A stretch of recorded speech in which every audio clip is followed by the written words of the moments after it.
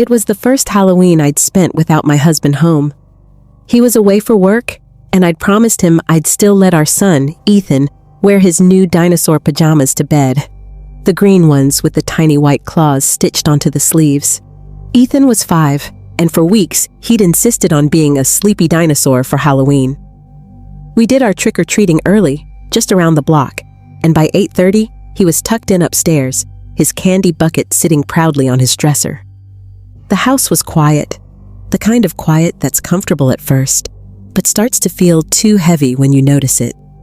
The TV was on low, showing a rerun of some cooking show I wasn't really watching. Every few minutes, the baby monitor crackled softly, a reminder that Ethan was still sleeping soundly. Around 9, there was a knock at the door. I hesitated. I'd already turned off the porch light an hour ago, the universal sign that we were out of candy. But the knock came again. 3 polite, rhythmic taps. I got up, half annoyed, half curious. Through the frosted glass, I could see a small figure, a child. I sighed, grabbed the candy bowl again. There were a few chocolate bars left, and opened the door. That's when my stomach dropped. The boy on my porch was wearing Ethan's dinosaur pajamas. Not just similar ones, the same ones. I recognized the frayed seam near the wrist, the faint chocolate smudge on the collar, and the face. It was Ethan's face. For a second, my brain scrambled for something logical. Maybe one of the neighbor kids had the same costume. Maybe I was just tired. "Hey, buddy," I said, trying to keep my voice steady. "Nice costume." The boy smiled, wide, unblinking. "Trick or treat," he said. His voice sounded wrong, like a recording slightly out of sync, a fraction too slow. I forced a laugh and dropped 2 candy bars into his bucket. He didn't look down. He didn't even glance at them. He just stood there, smiling up at me. "Are you out with your parents?" I asked. He tilted his head, the motion oddly stiff. "Can Ethan come out to play?" My heart lurched. "What did you say?"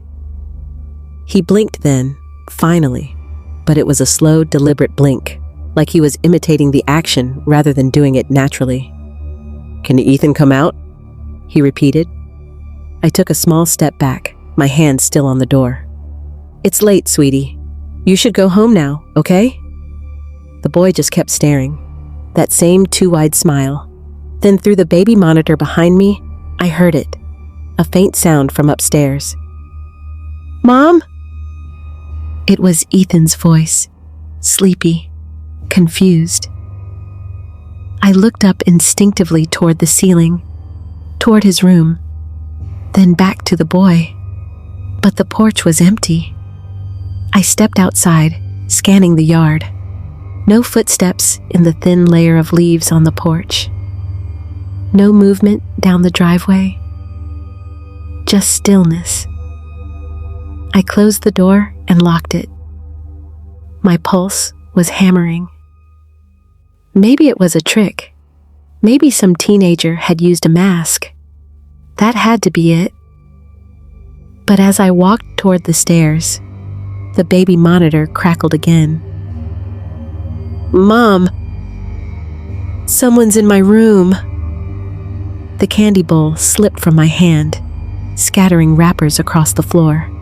I ran upstairs, heart pounding so hard it made my vision blur. Ethan was sitting up in bed, his eyes wide, his little hand gripping the blanket. "There was a boy," he whispered. He was standing by the window. I turned toward the window. Nothing. The curtains moved slightly from the draft, but that was it. I checked the closet, the hallway, even under the bed. Nothing. "It's okay," I said, forcing calm into my voice. "It was just a dream, honey." But Ethan shook his head. He looked like me. I froze. What? He looked like me, he repeated, quieter this time. But he smiled too much. That's when I realized he was still wearing his green dinosaur pajamas. I tried to tell myself I was imagining things, that maybe some other kid really did have the same outfit. I tucked him back in, kissed his forehead, and went downstairs. But I couldn't shake the feeling that I wasn't alone. A few minutes later, the baby monitor picked up a soft, rhythmic tapping. Not crying, not shuffling, just tapping. Like fingernails against wood. I grabbed the monitor and pressed it close to my ear. The sound was faint, but clear. Tap, tap, tap. Then a whisper. Can Ethan come out now? I dropped the monitor. I ran back upstairs, but Ethan was asleep again, breathing evenly. I checked every door, every window, all locked. I told myself it was interference, a neighbor's frequency bleeding through. That happens, right? I spent the rest of the night on the couch, TV flickering, eyes darting toward every shadow. When morning came, the world felt normal again. Almost. But when I went to make breakfast, I noticed something by the front door. A small candy bucket. The one Ethan had taken trick-or-treating. The one I'd left in his room. It was sitting neatly on the welcome mat, filled with chocolate bars I didn't buy. I called my husband. Told him everything. He laughed at first, said I was probably overtired, that kids' monitors pick up strange things all the time. He told me to get some rest. So I tried. But later that afternoon, I checked the doorbell camera, just to prove to myself it was nothing. I watched the recording from the night before. The timestamp around 9:03 p.m. showed me opening the door. And there I was, standing in the doorway. But the boy on the porch, he didn't look like Ethan on the footage. He looked like me. Same face, same expression, same clothes. Just standing there, smiling. And in the background, through the grainy audio, a soft child's voice whispered, "Can she come out to play?" I turned off the camera. That night, I slept with Ethan in my bed, every light on. I told myself I imagined it all. The boy, the voice, the candy bucket. But every now and then, when the house is quiet and the wind rattles the window just right, I swear I can still hear that faint, deliberate tapping. Tap, tap, tap. And every time it comes, I wonder which one of us it's asking for this time. I should have known something was wrong the moment I opened the plastic bag. It wasn't the smell that got me first, though it had one, that sour, old wood scent like something kept too long in an attic. It was the note. A small piece of yellowed paper folded neatly inside the mask, scrawled in faded blue ink. "Don't wear it past midnight." At first, I thought it was a joke. Some bored employee trying to make the thrift store's Halloween rack more spooky. But looking back now, I wish I'd listened. I live in a small town in northern Pennsylvania, the kind of place where every October smells like burning leaves and damp earth. The thrift store sits right off Main Street, Harper's Second Chance, written in peeling red paint. It's run by an old woman named Mrs. Harper, who never says much. I stopped in the day before Halloween. The plan was simple. Grab something cheap for my friend's costume party. Nothing fancy. I picked a long, dark cloak and a cracked porcelain mask with painted lips, one half smiling, one half frowning. The label just said, "Vintage Masquerade Costume, $15. When I paid, Mrs. Harper stared at the mask longer than she should have. Her hands trembled slightly as she put it in the bag.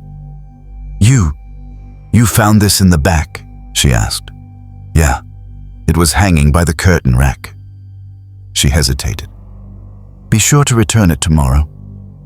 She said it so quietly, I almost didn't hear her. The party that night was at my friend Jess's farmhouse out by the woods. A few cars were parked on the dirt driveway, music coming from inside, and the smell of pumpkin beer and cheap candles filling the air. Everyone loved my costume. The porcelain mask reflected light strangely, sometimes pale white, sometimes grayish, like wet bone.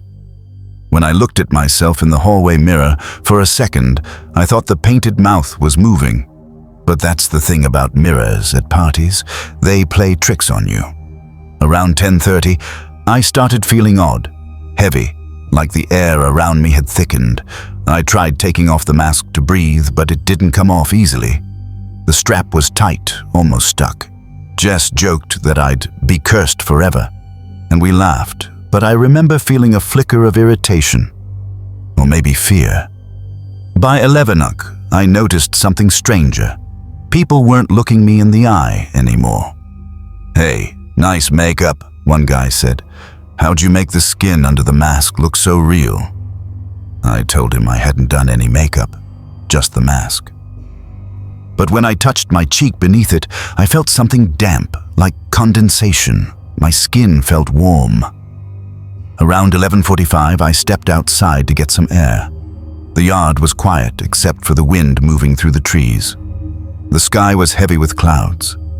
I stood by the old swing set and tried again to remove the mask. It wouldn't budge. The strap wouldn't loosen. My fingertips came away sticky, like there was glue holding it to my face. Then, faintly, I heard whispering. At first, I thought it was people inside, but the voices came from behind me, near the tree line. I froze. It sounded like 2 or 3 people talking fast, too low to understand. The mask felt hot now, like it was pressing against my skin. When I turned toward the woods, the whispering stopped. I can still remember the silence that followed. Not peaceful, empty. I went back inside, but something had shifted. The lights seemed dimmer, the air colder. Jess asked if I was okay. She said my mask looked different. The mouth had changed. Both sides were smiling now. I ran to the bathroom mirror, and she was right. The frown was gone. The lips were curved in a perfect, unnatural grin. That's when I saw it. A faint pulse beneath the porcelain, like something was moving underneath. I started clawing at it, trying to tear it off, but it felt fused, as if the edges had melted into my skin. I don't remember screaming, but Jess said later that I did. Everyone thought I was drunk or joking until they saw blood pooling beneath my chin. Midnight hit. I know because the clock in the hallway started chiming. That old grandfather clock Jess's parents kept by the stairs. 12 slow, deep chimes. Each one made my vision blur. The whispers came back, louder, from inside the mask this time. Voices overlapping, laughing, crying. I couldn't breathe. It was like being trapped inside someone else's face. And then I saw her. Not in the mirror this time. In me. A woman's reflection layered beneath mine. Pale eyes, black mouth. Her lips moved with mine, but out of sync. The laughter in my head became her laughter. The porcelain cracked along the edges, and I swear, something inside was pushing to get out. That's the last thing I remember before blacking out. I woke up the next morning on the porch swing, wrapped in a blanket. My friends said they'd found me outside, passed out, mask lying on the grass beside me, perfectly clean, no cracks, no blood. My skin burned around my face for days. When I went back to the thrift store to return it, Mrs. Harper wasn't there. The place was empty. The door was locked, lights off, a sign taped to the glass that said closed indefinitely. A man sweeping next door told me she died in her sleep the night before Halloween. I still have the mask. I didn't mean to keep it. I just found it in my car weeks later in the same plastic bag. The note was still inside, though the writing had changed. The ink looked fresher. It didn't say, "Don't wear it past midnight," anymore. Now it says, "Thank you for letting me out." I don't wear masks anymore, I can't even stand Halloween decorations now. The plastic faces, the rubber smiles. Sometimes when I'm brushing my teeth, I think I see her behind me. Not a reflection, more like a faint double, standing just a step away. Every night around midnight, I feel it again. The heat on my skin, the whisper just over my shoulder, like something waiting for me to put it back on. Sometimes, when I wake up, my face feels tight, like I've been wearing something in my sleep. And when I check the closet, the mask isn't always where I left it. Last week, I found it on my pillow, still warm. It was the third phone call that night that made me realize something was really wrong. I'd been house-sitting for the Waldrons for barely 6 hours. A quiet couple who lived just outside of town, up on a hill that overlooked the woods. They'd gone away for the weekend, and I was supposed to watch their 2 cats, water the plants, and make sure the pipes didn't freeze overnight. Simple, easy money. The first call came around 7 p.m. "Hey, just checking in," Mrs. Waldron had said. "Everything all right?" I told her it was, that the cats were fine, the house was warm, and I'd already locked up. She laughed and told me to help myself to anything in the fridge. The second call came just before midnight. Her tone was different, sharper, urgent. "Listen," she said, "if anyone comes to the door tonight, don't open it, no matter what they say." I thought she was joking, maybe warning me about Halloween pranksters. "Okay," I said. "Is this about kids trick-or-treating?" "No," she said quietly. "Not kids. Just promise me. Don't let the man with the lantern in." Then she hung up. At first, I laughed it off. Maybe she'd had too much wine. Or maybe it was some local story. Every small town has one, right? A ghost legend they tell to freak out newcomers. But the house was dead silent after that call, and I started noticing small things I hadn't before.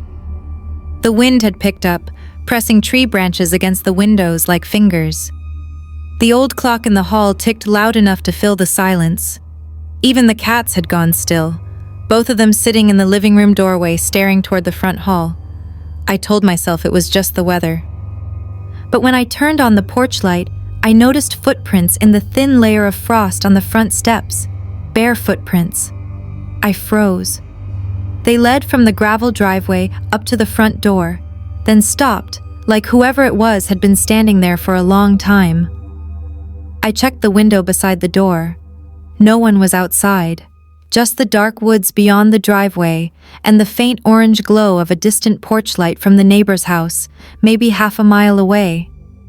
I locked the deadbolt again. By 12:30, the power started flickering. I found a flashlight in the kitchen drawer and sat on the couch, pretending to scroll my phone to look busy. The cats had disappeared under the furniture. Every creak in the house felt alive. Then came the third call. The number was blocked this time, but the voice was familiar. Mrs. Waldron again, but distant. Like she was calling from far away, or through bad reception. "Did he come?" she asked. I swallowed. "What are you talking about?" "The man with the lantern," she whispered. "He knocks 3 times. Don't answer him." Before I could say anything, the call cut out. 3 seconds later, someone knocked on the door. 3 slow knocks. I can still hear the sound of it, not loud, but heavy, like knuckles wrapped in cloth.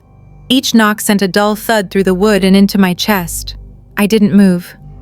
Another 3 knocks came, a little harder this time. I turned off the flashlight and crouched low. The living room was completely dark now, except for the faint orange glow of the jack-o'-lantern I'd left burning on the porch earlier. Through its light, I could see a shadow move across the frosted glass of the door. Someone was standing there, tall, still, holding something that swung back and forth. The lantern. It wasn't an electric one either. I could see the dim flame through the glass, the way it flickered against the walls. Then came the voice. "Evenin'?" It was a man, his tone calm, polite, almost friendly. "Sorry to bother you, miss. Power's out down the road. I was hoping you might let me warm up inside a bit. I didn't answer. He waited. Then, please, just for a moment. He moved closer to the door. I could hear his boots on the wood now, could see the vague outline of his coat, old-fashioned, like something from another century. When I didn't respond, he knocked again, louder. You shouldn't keep me waiting out here. Not tonight. Every instinct in my body screamed to hide. I backed away until I hit the wall, holding my breath. After a long silence, I heard him step off the porch. Relief washed over me until I noticed something strange through the side window. The lantern was still burning, but it wasn't moving away. It was just sitting there, floating at the end of the driveway, glowing faintly in the fog. I tried calling Mrs. Waldron back. No answer. Then I tried my boyfriend. Straight to voicemail. For the next hour, I sat in the living room, watching that lantern through the window. Sometimes it flickered. Sometimes it dimmed. Once, I swear I saw it start to move closer again, bobbing gently in the dark, like someone walking slowly uphill. Around 2 a.m., the cat started hissing from under the couch. I turned toward the door and saw the lantern's light spilling through the cracks in the frame again. He was back. This time, he didn't knock. He whispered, "Let me in." His voice wasn't on the other side of the door anymore. It was closer, like it was inside the hallway, right behind the wood. Something brushed against the window pane, a scraping sound, gentle but deliberate. I grabbed the nearest thing I could, a fireplace poker, and held it tight, waiting for the glass to break. But it didn't. Instead, the lantern light dimmed. The sound stopped. The air felt heavy, charged. Then silence. I must have fallen asleep sitting upright, because the next thing I remember was sunlight leaking through the blinds. The frost outside had melted. The lantern was gone. The only thing left were the footprints, this time leading away from the house, back into the woods. When the Waldrons returned that evening, I told them everything. Every sound, every knock, every word. Mrs. Waldron went pale. Her husband didn't say a word, just looked at her like he'd heard it all before. Finally, she said, "You didn't let him in, did you?" I shook my head. She nodded slowly. "Good. He comes every few years, always around Halloween, always when we're gone. My grandfather built this house. He let him in once." I waited for her to go on, but she didn't. She just stared out the window, toward the woods, as if expecting to see that faint orange glow again. When I left that night, the air felt colder. The trees were still. But halfway down the road, I saw something in my rearview mirror. A small, flickering light following me through the fog, bobbing gently, like a lantern swinging in someone's hand. I didn't stop, and I don't think I ever will.